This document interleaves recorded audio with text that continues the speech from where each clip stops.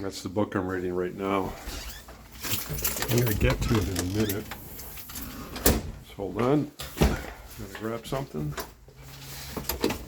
Walking to Cora. It's what, April 10th? There's no more snow. Check out the sun.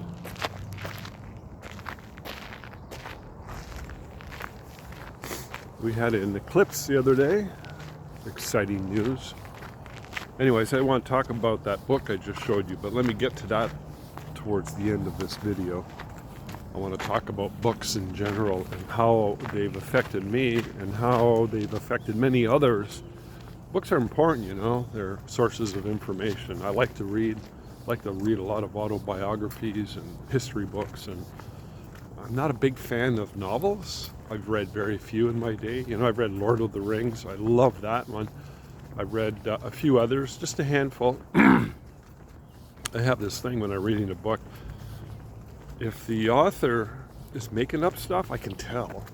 If it's sincere and based on very, very active imagination or their own life, then it comes across as sincere. And there's just something about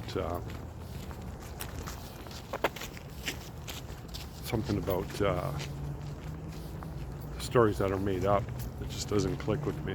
Anyways, so I'm going to just tell you a couple of books that I've read in my life that have been huge. Mostly business books, not surprised. And I'll get to the one I'm reading right now by Naval, The Almanac of Naval Ravikant. So I'm reading Early Morning Joggers. I'm reading that book right now. Okay, let me get to, when I was 17, I stumbled across How to Win Friends and Influence People, which I think was written in the 30s. If you haven't read that book, man, you got to get your hands on it. If you think it's old and outdated, then you're wrong. You're making a big mistake. Do so at your own peril. Everything in that book is solid, 100% universal and timeless. So, How to Win Friends and Influence People. So when I was 17, I was pretty much a deeply troubled individual. I was very lost, kicked out of school. I was in a whole heap of hurt, going nowhere fast. And I stumbled across that book, and it was like my eyes just like bugged out and opened up, and my heart and soul opened up, and I was like, wow, they got books like this? Who knew? So that was the very, very first sort of adventure down that road for me. A couple of years later, I read Think and Grow Rich, and I consider Think and Grow Rich to be one of the best, if not the best, all-around self-help business books. Some people criticize it for different reasons, and whatever. Look at it as you wish. Take it for what it's worth, and it's worth a lot. It's loaded with truth, and truth is timeless. So yeah, How to Win Friends and Influence People, Think and Grow Rich. These are just some highlighted books.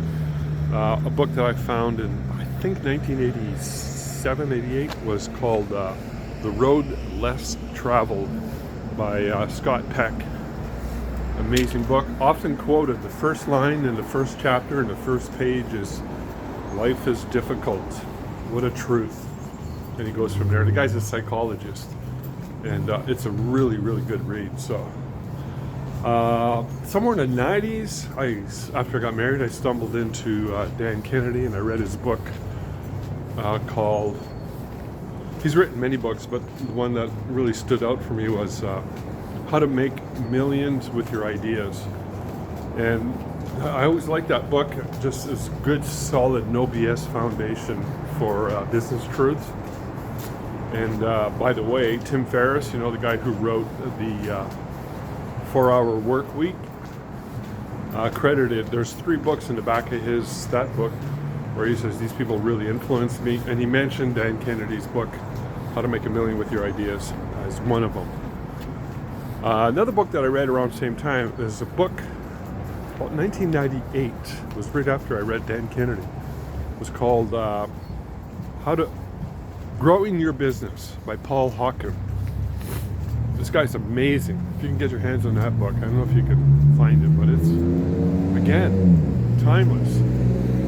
And just a lot of truths on how to build a business. So that leads me to the final book that I'm reading right now, which was sent to me by my friend in Ottawa, Robin Spencer. He just bought me a copy and sent it to me. He knows me. He said, I think Rob's going to love this book. And he's right. I'm just looking at my time here. I'm done. Thanks for that, Robin. That was a good read. I'm halfway through it. I read 2-3 pages every morning. That's how I start my day. Let's run. Run. Run.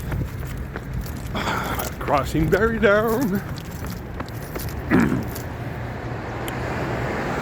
And it's called The Almanac of Naval Ravikant. And I never heard of the guy, but oh man, what a good read. Totally enjoying it. I just read the section on luck, and he really explains luck and what it takes and how it works in your life. You know, they say you create your own luck, and that's true. That's basically the summary of that portion. It's well worth a read. I would highly recommend you get your hands on it. But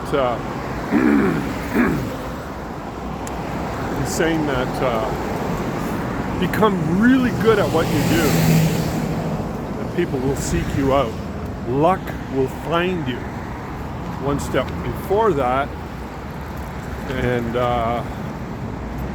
it's a bit of a crapshoot. Like, you might find luck if you're attuned and you're looking for it, but if you get so good at what you do, it will find you. Circumstances will work in your behalf. So, all right, here we are. It's time for coffee.